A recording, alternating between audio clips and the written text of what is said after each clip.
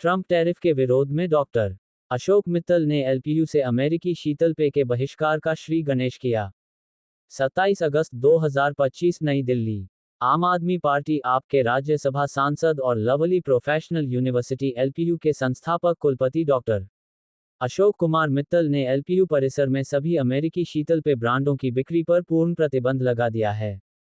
स्वदेशी 2.0 की शुरुआत करते हुए डॉक्टर मित्तल ने सभी भारतीयों से ट्रंप टैरिफ के जवाब में अमेरिकी उत्पादों का बहिष्कार करने और स्वदेशी 2.0 आंदोलन में शामिल होने की भी अपील की है।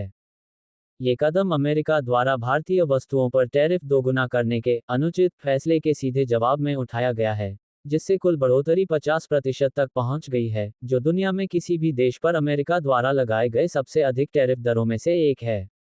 डॉक्टर मित्तल ने ट्रंप प्रशासन के पाखंड और ध्वंस के खिलाफ अपना रुख स्पष्ट किया।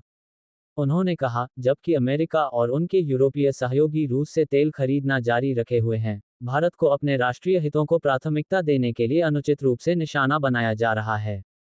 40,000 छात्रों वाले भारत के सबसे बड़े निजी विश्वविद्यालयों में से एक, एलपीयू ने तुरंत बहिष्कार लागू कर दिया है, और मुझे पूरे देश से इस अभियान के लिए जबरदस्त समर्थन देखकर गर्व हो रहा है। आज ट्रंप साहब ने भारत से एक्सपोर्ट पर 50% टैरिफ लागू कर दिया। मैंने 7 अगस्त को ट्रंप साहब को लेटर लिख के निवेदन किया था कि वो इस तरीके का काम ना करें और भारत से मिलकर इसका हल ढूंढें, लेकिन लागू हो गया। और मैंने 15 अगस्त को अपने स्टूडेंट्स के साथ बातचीत की और उनसे ये कंसेंट ली कि यदि ट्रंप साहब टैरिफ लगाएंगे 27 अगस्त को, तो हम एलपीयू कैंपस से अमेरिकन ब्रांड के सॉफ्ट ड्रिंक्स बैन कर देंगे। अब क्योंकि उन्होंने टैरिफ लगा दिया है, तो आज से हमने भी अमेरिकन ब्रांडेड सॉफ्ट ड्रिंक्स को बैन कर दिया है, उनका बायकॉट कर दिया। सर, अभी आने वाले टाइम में प्रधानमंत्री नरेंद्र मोदी का दौरा भी है, इस बीच में क्या कुछ ऐसा कुछ बात से रिलेटेड? देखिए, ये तो दो देशों के बीच की बात है, तो मैंने वो किया जो मैं कर सकता था।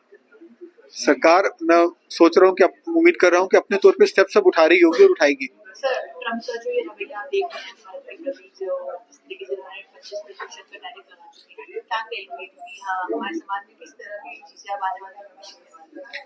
नहीं, 25 नहीं, 50% आज से लागू हो चुका है टैरिफ, और इससे हमारी इंडस्ट्री बुरी तरह से इम्पैक्ट हो रही है।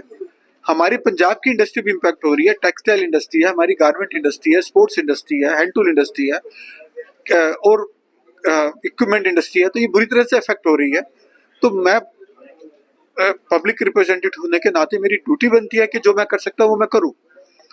तो मुझे समझ आ रहा था कि मैं ये ऐसा काम करूँ जो चाहे छोटा है, एक सागर में बूंद के समान है, लेकिन मैं कोशिश तो करूँ। तो वो कोशिश मैंने की है कि हम एलपीयू कैंपस से अमेरिकन सॉफ्ट ड्रिंक्स को बैन करें, उनकी ब्रांडेड सॉफ्ट ड्रिंक को सारों को हम बैन कर दें। अशोक जी, देखा जाए भारत में तो उसका फर्क पड़ ही रहा है, मगर अमेरिका में जो भारतीय रह रहे हैं उनकी जिंदगी पर कितना इसका प्रभाव पड़ेगा?